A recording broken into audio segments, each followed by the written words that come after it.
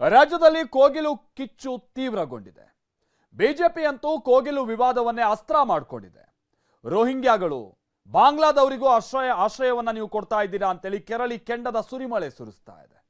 ಈ ನಡುವೆ ಇಷ್ಟೆಲ್ಲ ರಾದ್ಧಾಂತ ಕಾರಣ ಆದಂತ ಕೇರಳ ಈಗ ಸಿಎಂ ಸಿದ್ದರಾಮಯ್ಯ ಕೇರಳ ಸಿಎಂ ಜೊತೆ ವೇದಿಕೆ ಹಂಚಿಕೊಂಡಿದ್ದಾರೆ.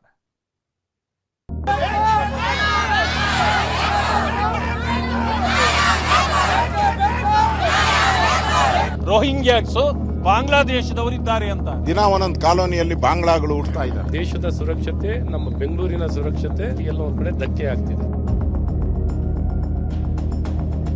ಇವರ ಸಿಟಿಸನ್ಶಿಪ್ ಅನ್ನ ತನಿಖೆ ಮಾಡೋದಕ್ಕೆ ಎನ್ಐಎಗೆ ಕೊಡಬೇಕು. ಇಲ್ಲಿ ಹೋಲ್ಡ್ ಇರುವುದೇ ಜಮೀರ್ ಮತ್ತು ಅವರ ಗ್ಯಾಂಗ್ ಇದೆ, ಕೇರಳ ಲಾಬಿ ಅವರಿಗೆ. ಏನಕ್ಕೋಸ್ಕರವಾಗಿ ನೀವು ಈ ತೀರ್ಮಾನ ಮಾಡ್ತೀವಿ?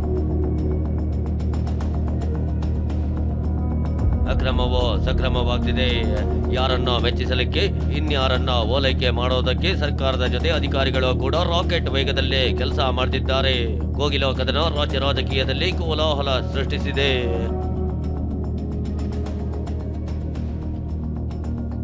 ಕೋಗಿಲ ಲೇಔಟ್ಗೆ ಬಿಜೆಪಿ ನಿಯೋಗ ಭೇಟಿ ಪರಿಶೀಲನೆ. ಮಿನಿ ಬಾಂಗ್ಲಾ ಮಾಡ್ತಿದ್ದೀರಿ, ಸರ್ಕಾರಕ್ಕೆ ಕೇಸರಿ ಪಡೆ ಚಾಟಿ. ಕೋಗಿಲ ಸುತ್ತ ರಾಜಕೀಯ ಜಟಾಪಟಿ ಜೋರಾಗಿ ನಡೆಯುತ್ತಿದೆ. ಇದೇ ವಿಚಾರ ಮುಂದಿಟ್ಟು ವಿಪಕ್ಷ ಬಿಜೆಪಿ ಸರ್ಕಾರಕ್ಕೆ ಹಿಗ್ಗಾಮುಗ್ಗ ಜಾಡಿಸ್ತಾ ಇದೆ. ಇವತ್ತು ವಿಪಕ್ಷ ನಾಯಕ ಅಶೋಕ್ ನೇತೃತ್ವದಲ್ಲಿ ಬಿಜೆಪಿ ನಿಯೋಗ ಸ್ಥಳಕ್ಕೆ ಭೇಟಿ ನೀಡಿ ಪರಿಶೀಲನೆ ನಡೆಸ್ತಾವ್. ಛಲವಾದಿ ನಾರಾಯಣ ಸ್ವಾಮಿ, ಅಶ್ವಥ್ ನಾರಾಯಣ್ ಸೇರಿದಂತೆ ಕೇಸರಿ ನಾಯಕರು ಅಕ್ರಮ ಮನೆಗಳ ತೆರವು ಸ್ಥಳ ಪರಿಶೀಲನೆ ನಡೆಸಿದ್ರು. ಕಾಂಗ್ರೆಸ್ ಸರ್ಕಾರ ಕರ್ನಾಟಕವನ್ನ ಮಿನಿ ಬಾಂಗ್ಲಾದೇಶ ಮಾಡಲು ಹೊರಟಿದೆ ಅಂತ ಅಶೋಕ್ ತೀವ್ರ ವಾಗ್ದಾಳಿ ನಡೆಸಿದ್ರು. ಬಾಂಗ್ಲಾದೇಶದಿಂದ ಬಂದವರಿಗೆ ಆಂಧ್ರದಲ್ಲಿ ಬರ್ತಾರೆ, ಅಲ್ಲಿ ಲ್ಯಾಂಡ್ ಆದ ತಕ್ಷಣ ಅವ್ರಿಗೆ ಇಲ್ಲೆಲ್ಲ ಫೆಸಿಲಿಟಿ ಮಾಡಿಕೊಟ್ಟು ಇದನ್ನ ಮಿನಿ ಬಾಂಗ್ಲಾದೇಶ ಮಾಡೋ ಮುಖಾಂತರ ಈಗಾಗಲೇ ಡ್ರಗ್ ಹಾವಳಿಯಿಂದ ಕರ್ನಾಟಕ, ಬೆಂಗಳೂರು ಸಾಯ್ತಾ ಇದೀರಿ. ನಾವೆಲ್ಲ ತಡೆಗಟ್ಟಕ್ಕೆ ಆಗ್ತಾ ಇಲ್ಲ. ಪೊಲೀಸರೇ ಡ್ರಗ್ ಮಾರೋ ಸ್ಥಿತಿಗೆ ಬಂದ್ಬಿಟ್ಟಿದೆ. ಅದೇನೋ ಬೆಂಗಳೂರು ಅಂತೀರಿ, ಎಲ್ಲಿ ಹುಡ್ತೈತೆ? ದಿನ ಹುಟ್ಟೋದು ಬಾಂಗ್ಲಾ. ದಿನ ಒಂದೊಂದು ಕಾಲೋನಿಯಲ್ಲಿ ಬಾಂಗ್ಲಾಗಳು ಹುಡ್ತಾ ಇದ್ದಾರೆ. 160 ಜನ ಇದ್ದಿತ್ತು. ಮಾಧ್ಯಮದ ವರದಿನೂ ಇದೆ, ನನ್ನ ಹತ್ರ ತಹಶೀಲ್ದಾರ್ ವರದಿನೂ ಇದೆ, ಎಲ್ಲ 160 ಜನ ಇದ್ದಿದ್ದು. ಈಗ ಅಧಿಕಾರಿ ಕೇಳಿದೆ ಎಷ್ಟಪ್ಪ ಅಂತ, ನಮ್ಮ ಜೆಸಿನ್ ಕೇಳಿದೆ. ಜೆಸಿ ಹೇಳ್ತಾರೆ 280 ಔಟಿದೆ ಅಣ್ಣ ಅಂತ. ಇನ್ನೆಷ್ಟು ಕೋತೈತೆ ಅಂತ ಹೇಳಿದೆ. ಹೋಗ್ಬೋದಣ್ಣ 400. ನಾವು ಇದನ್ನ ಕೂಡಲೇ ಇವರ ಸಿಟಿಸನ್ಶಿಪ್ ಅನ್ನ ತನಿಖೆ ಮಾಡೋದಕ್ಕೆ ಎನ್ಐಎಗೆ ಕೊಡಬೇಕು. ರಾಷ್ಟ್ರೀಯ ಅವಕಾಶ ಕೊಡ. ಅಲ್ಲಿವರೆಗೂ ಯಾವುದೇ ರೀತಿ ಅಲಾಟ್ಮೆಂಟ್ ಮಾಡಬಾರ್ದು.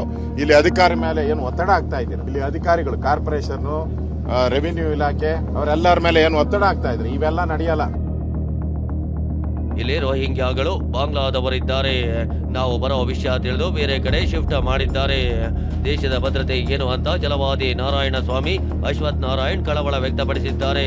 ಸಚಿವ ಸತೀಶ್ ಜಾರಕಿಹೊಳಿ ಕೂಡ ಪಶ್ಚಿಮ ಬಂಗಾಳ, ಬಾಂಗ್ಲಾದವರ ಪತ್ತೆ ಆಗಬೇಕು ಎಂದಿದ್ದಾರೆ.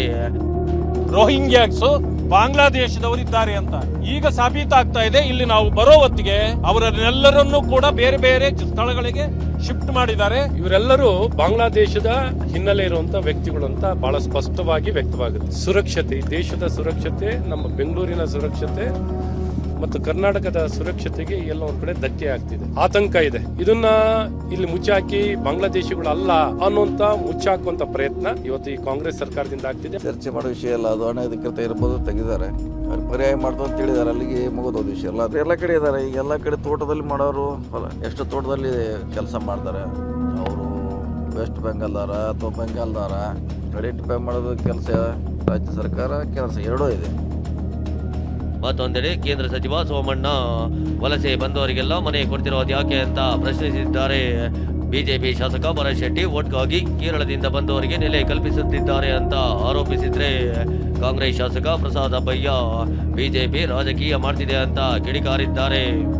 ಕೇರಳದ ಮುಖ್ಯಮಂತ್ರಿಗಳು ಪಾಕಿಸ್ತಾನದ ಹೊರ ರಾಷ್ಟ್ರದ ಪಾಕಿಸ್ತಾನದಿಂದ ಏನು ಇವತ್ತು ತಾವು ಕೋಗಿಲಿನಲ್ಲಿದ್ದಂತ 200 ಮನೆಗಳನ್ನ ತಕ್ಷಣವೇ ಕೊಡ್ತೀರ ಅಂತ ಹೇಳೋದಕ್ಕೆ ನಿಮ್ಮಲ್ಲಿರ್ತಕ್ಕಂಥ ಸಕಾರಣ ಏನು? ಏನಕ್ಕೋಸ್ಕರವಾಗಿ ನೀವು ಈ ತೀರ್ಮಾನ ಮಾಡ್ತೀರಿ? ಇಲ್ಲಿ ಹೋಲ್ಡ್ ಇರುವುದೇ ಜಮೀರ್ ಮತ್ತು ಅವರ ಗ್ಯಾಂಗ್ ಇದೆ, ಕೇರಳ ಲಾಬಿ ಅವರಿಗೆ. ಅವರನ್ನ ಅಲ್ಲಿ ಕೂರಿಸಿ ಈಗ ಅವರನ್ನ ಪುನಃ ತೆಗೆಸಿದ ಹಾಗೆ ಮಾಡಿ ಪುನಃ ಅವರಿಗೆ ಮನೆಯನ್ನ ಜಮೀರ ಕಟ್ಟಿ ಕೊಡ್ತಾ ಇದ್ದಾರೆ, ಜಮೀರಿನ ಇಲಾಖೆ ಕಟ್ಟಿ ಕೊಡ್ತಾ ಇದ್ದಾರೆ. ನಾವೊಂದು 2.5 ವರ್ಷಗಳಿಂದ ಜಮೀರ ಮತ್ತು ಅವರ ಇಲಾಖೆ ಹತ್ರ ಕೇಳ್ತಾ ಇದ್ದಾರೆ, ನಮ್ಗೆ ಸ್ವಲ್ಪ ಮನೆಗಳನ್ನ ಕೊಡಿ ಅಂತ. ಒಂದೇ ಒಂದು ಗ್ರಾಮ ಪಂಚಾಯತಿಗೆ 1 ಮನೆಗಳನ್ನ ಸಹ ನೀವು ಕೊಡ್ತಾ ಇಲ್ಲ. ಕಾರ್ಪೊರೇಷನ್ ಸಹ ಇಷ್ಟು ಬೇಡಿಕೆ ಇದೆ, ಒಂದೇ ಒಂದು ಮನೆ ಕೊಡ್ತಾ ಇಲ್ಲ. ಕರ್ನಾಟಕದವರಿಗೆ ಇವರು ಕೇರೆ ಮಾಡ್ತಾ ಇಲ್ಲ. ಇವರು ವೋಟರ್ಸ್ ಎಲ್ಲೆಲ್ಲಿ ಇವರಿಗೆ ಸಿಗ್ತಾರೆ, ಯಾರು ಇವರಿಗೆ ವೋಟ್ ಹಾಕುವಂತ ಮನಸ್ಥಿತಿಯಲ್ಲಿ ಇರ್ತಾರೆ. 4 ಸಾಬ್ರುಗಳು ಅಲ್ಲಿಂದ ಕೇರಳದಿಂದ ಬಂದು ಇಲ್ಲಿ ಕೂರ್ತಾರ ಅಂತ ಹೇಳಿದ್ರೆ ಇವರು ಅವರಿಗೆ ಮನೆ ಕಟ್ಟಿಸಿ ಕೊಡ್ಲಿಕ್ಕೆ ಅವ್ರನ್ನ ಕರೆಸ್ತಾರೆ, ಪುನಃ ಮನೆ ಕಟ್ಟಿಸಿ ಕೊಡ್ತಾ ಇದ್ದಾರೆ. ಕೋಗಿಲೆ ಲೇಔಟ್ ವಿಚಾರವಾಗಿ ಏನು ಬಿಜೆಪಿಯವರು ಒಂದು ಅಪಪ್ರಚಾರ ಮಾಡ್ತಾ ಇದ್ದಾರೆ, ಇದು ರಾಜಕೀಯ ಪ್ರೇರಿತವಾದಂತ ಒಂದು ಅವರ ಆರೋಪ. ಇದು ಸತ್ಯಕ್ಕೆ ದೂರವಾದಂತ ಒಂದು ಆರೋಪ ಮಾಡ್ತಾ ಇದ್ದಾರೆ. ಬಹುಶಃ ನಾನು ಬಿಜೆಪಿಯವರು ಇಷ್ಟು ವೀಕ್ ಅಪೋಸಿಷನ್ ಇದೆ ಅಂತೇಳಿ ನನಗೆ ಗೊತ್ತಿರಲಿಲ್ಲ. ಇನ್ನು ಕೋಗಿಲು ಲೇಔಟ್ನಲ್ಲಿ ಬಿಜೆಪಿ ಸತ್ಯಶೋಧನೆಗೆ ಮುಂದಾಗಿದೆ. ಯಲಹಂಕ ಶಾಸಕ ವಿಶ್ವನಾಥ್ ನೇತೃತ್ವದಲ್ಲಿ ಸಮಿತಿ ರಚನೆ ಮಾಡಲಾಗಿದೆ. ಶಾಸಕ ಮುನಿರಾಜು, ಪರಿಷತ್ ಸದಸ್ಯ ನವೀನ್ ಸೇರಿ 7 ನಾಯಕರನ್ನ ಒಳಗೊಂಡ ಸತ್ಯಶೋಧನಾ ಸಮಿತಿ ರಚನೆ ಮಾಡಿರೋ ವಿಜಯೇಂದ್ರ 1 ವಾರದಲ್ಲಿ ವರದಿ ನೀಡುವಂತೆ ಸೂಚಿಸಿದ್ದಾರೆ. ಇಷ್ಟೆಲ್ಲ ರಾತಾಂತದ ನಡುವೆ ಸಿಎಂ ಸಿದ್ದರಾಮಯ್ಯ ಕೇರಳ ಪ್ರವಾಸ ಕೈಗೊಂಡಿದ್ದು, ಕೋಗಿಲು ಕಿಚ್ಚಿಗೆ ಬೆಂಕಿ ಸುರಿದ ಕೇರಳ ಸಿಎಂ ಪಿಣರಾಯಿ ವಿಜಯನ್ ಭೇಟಿ ಮಾಡಿ ಉಭಯ ಕುಶಲೋಪರಿ ವಿಚಾರಿಸಿದ್ರು. ಕಿರಣ್ ಸೂರ್ಯ, ಟಿವಿ9 ಬೆಂಗಳೂರು.